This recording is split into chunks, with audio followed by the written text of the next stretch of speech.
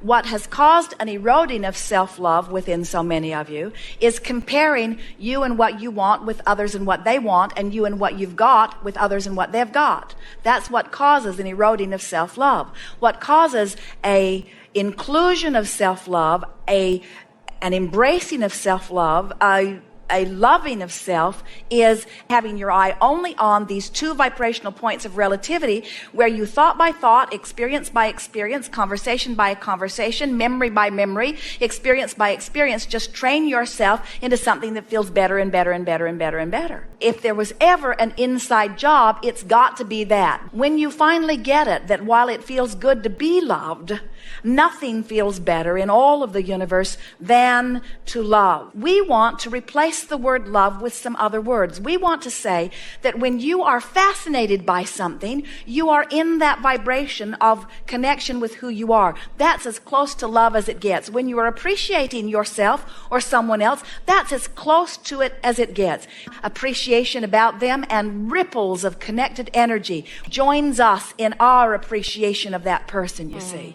So as you realize that here you are in this body, a perceiver, and you've got your telescope out there, so to speak, and you're looking out and you're looking at something, and whatever you are perceiving through your telescope is generating an emotional response in vibrational relationship. In other words, you would have no feelings at all if there were not this vibrational relationship between where you are and who you really are. And so as you look out with the intention of finding love, and so let it be love of this rug, and love of these flowers, and love of this environment, and love of this wonderful air, and love of what I'm having for dinner, and love of this ring, and love of this watch, and love of these flexible fingers, and love of whatever I can feel appreciation of. And as you just begin to tune yourself first to the things that are easy to appreciate, and then to the things that are obvious to appreciate, and then as you begin looking for things to appreciate,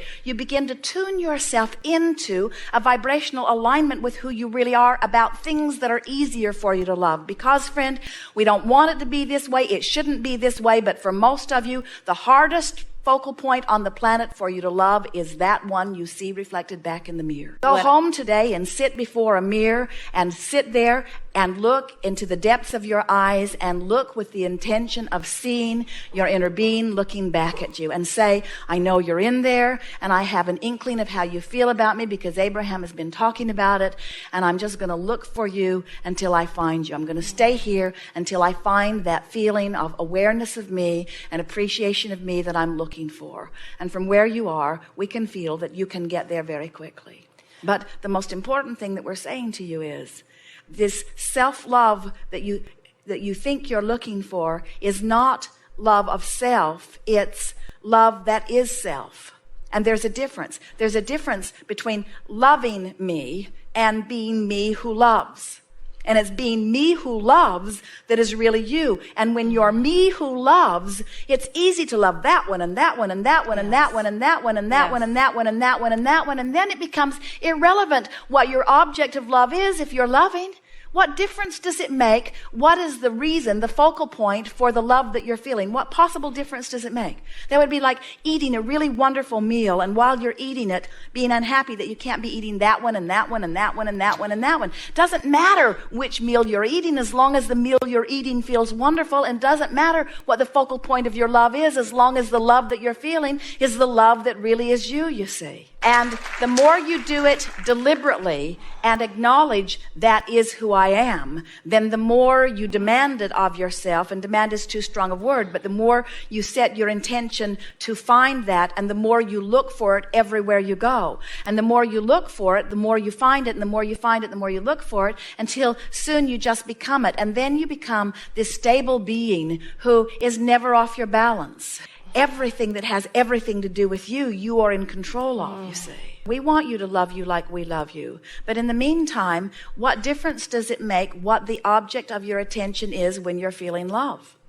In your awareness of not loving self, you can't find self-love. And so we're just trying to build a bridge for you that, in other words, anytime somebody hurts your feelings, it is because you're in a different vibration than who you really are. And so this quest for self-love, we think, is down the rabbit hole. We wouldn't be looking for self-love. We'd be looking for the part of self that does love. In other words, rather than saying to someone that we love, I want you to love me, we would begin training ourselves into a desire that says, I love loving you. I love the feeling of loving you. And how you feel about me is irrelevant.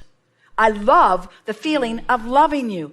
And then what begins to happen, it's like our friend who got so angry at us, Abraham, I don't think you care if my lover ever comes to me. We said, that's exactly right. We just want you to form a vibration that makes you feel so wonderful that it doesn't matter. But then he cannot not come. In other words, when you find that vibration, the universe has to match you up with somebody that feels exactly that way, you see.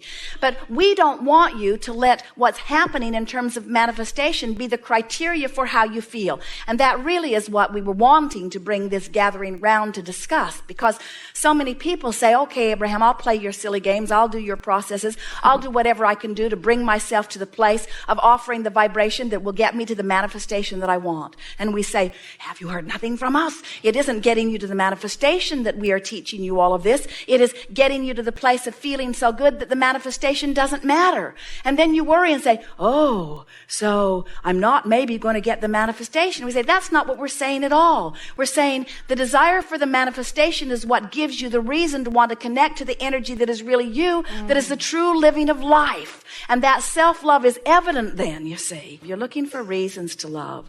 And in this environment, there is so much abundance of that. I'm reaching for a fuller, more encompassing sensation of love, and sources over there patiently, never for a moment impatient, always loving me. Do you know? Here's a good thing to say to yourself. Even though for whatever reason I don't like myself very much right now, I know that I have not caused Source to deviate in Source's appreciation of me at all.